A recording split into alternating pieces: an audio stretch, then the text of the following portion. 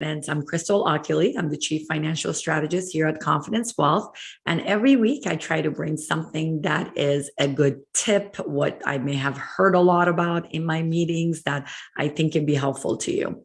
So first of all, if you've heard me before, my voice is a little different. I lost my voice. I'm just getting it back, so bear with me.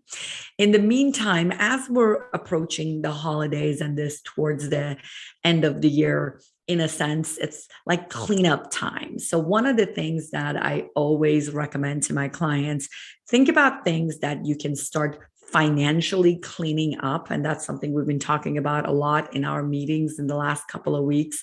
Example, if you have tiny holdings in your portfolio that are like, sometimes you see this, there might have been dividends from old mutual funds and it's like $20 a year, $30 a year, $100 holdings.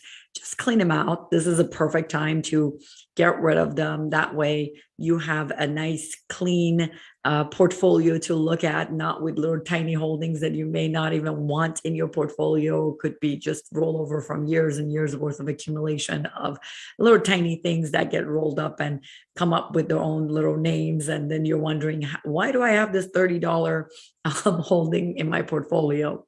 The other thing that's really important to watch out for is going to be looking at your beneficiaries. I think is a perfect time to think about things that may have changed. What if you have a new grandchild? What if there are things that you want to add to your trust? Just in general, looking at your beneficiaries once a year is a great thing. And this could be accounts that you have even outside. So example, Confidence Wealth clients, we are able to look at all of their holdings and make sure our clients have who they want listed as something we look at on reviews. However, what if you have your bank accounts? Well, we don't have access to that. We can't see that.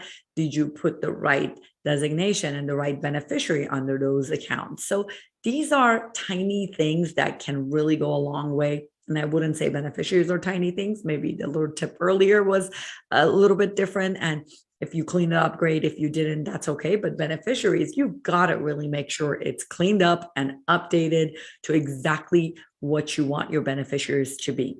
So take a look at all of your bank accounts, take a look at your current 401ks, take a look at that stock certificate you may have had that it's not even held in a live custodian, maybe like meaning it's not digital, maybe it's actually a physical paper. Do you have a beneficiary designated to it? Is it somewhere that the beneficiary would know where it is? And is it in your will? Is it in your trust? So these are the things that are really important to do, so which takes me to the third tip. If you do have those certificates that are physical paper, maybe it's the right time to digitize them and make sure they're listed in a custodian. So then you don't have to worry about that someone needs to know what this particular piece of paper is. So there are so many things that you can do. Also, take a look at your charges for the year. It's a great time to make sure that, especially right during the holidays, there's sometimes, unfortunately, some frauds that happen.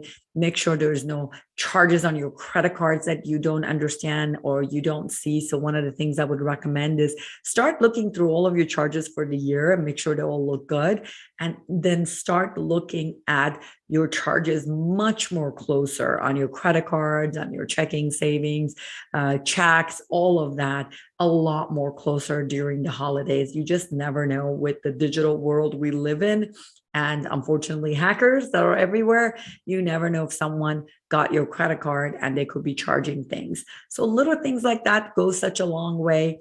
If I think of even more tips for you, I'll let you know. I didn't want to make this too long. I have actually in my money diary a list of really great tips that you can take a look at. If you're interested, let me know. I'll be happy to send it to you that are more in an organized way where you can follow. For this session, I just wanted to have a little quick tidbits, do these little things just as we're getting close towards the end of the year. And I think it could be very helpful to you. And remember, as the holidays approach, buy things that you want, not because they're on sale. It doesn't mean you should buy them just because they're on sale. That'll also help you save more during the holidays. Have a wonderful, just magical holiday month. And I look forward to seeing you in our next session. Have a good one.